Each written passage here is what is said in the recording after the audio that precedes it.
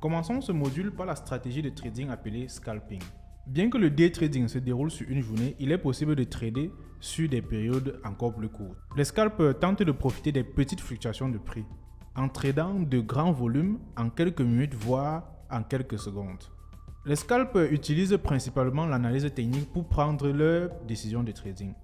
La différence entre les prix des vendeurs et celui des acheteurs, appelé spread, est également une excellente opportunité de bénéfice pour eux. Certains investisseurs achèteront un actif à un prix plus élevé ou le vendront à un prix inférieur pour le trader instantanément. Ces achats et ventes instantanées offrent une liquidité au marché et permettent aux scalpers de profiter du spread. Par exemple, Bob veut vendre la crypto-monnaie A pour $10, mais les scalpers et autres acheteurs ne veulent pas l'acheter à plus de 9,95$. Bob propose la crypto sur le marché à $10, mais aucun acheteur ne se présente. Bob est pressé de vendre, alors il choisit de la vendre à 9,95$ à un scalper.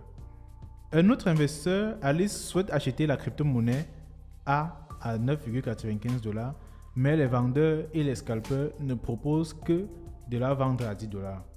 Alice est également pressée. Elle décide donc qu'elle répondra aux offres des scalpers et achète la crypto-monnaie A à $10. Le scalper utilise la crypto-monnaie qu'il a achetée à Bob à 9,95$ et la revend à Alice pour $10. Le scalper fait un petit bénéfice de 5 cents sur chaque unité de crypto-monnaie qu'il vend. Il s'agit d'un faible montant, mais il peut générer des profits plus importants s'il réalise cette transaction sur des centaines de milliers d'unités en une journée. Le scalping n'est certainement pas une stratégie de débutant. Une compréhension approfondie des marchés, de leurs mécanismes et de leur analyse technique est nécessaire pour être bon en scalping.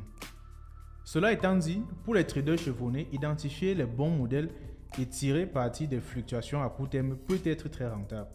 Si cela vous semble trop compliqué ou que vous cherchez à accorder le moins de temps possible à votre stratégie de trading, la stratégie acheter et conserver est probablement le meilleur choix pour vous. Il s'agit d'acheter et de détenir un actif sur une longue période.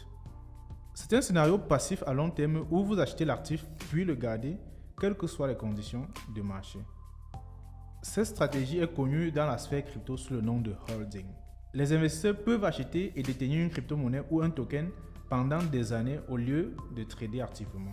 C'est une excellente approche pour quelqu'un qui préfère être passif et qui ne s'inquiète pas des fluctuations à court terme. Si vous regardez au cours des 10 dernières années, l'une des stratégies achetées et conservées les plus rentables a été d'acheter Bitcoin et de le laisser prendre de la valeur. Bien que cela semble facile à faire, acheter et conserver nécessite de la patience de la part de l'investisseur. Pendant tout le temps où il a fallu holder Bitcoin, il aura fallu garder son sang-froid et ne pas vendre sous la panique durant les nombreuses baisses du marché. Maintenant que vous connaissez certaines stratégies de trading couramment utilisées, passons en revue plusieurs indicateurs techniques essentiels qui seraient utiles à votre trading dans le prochain module.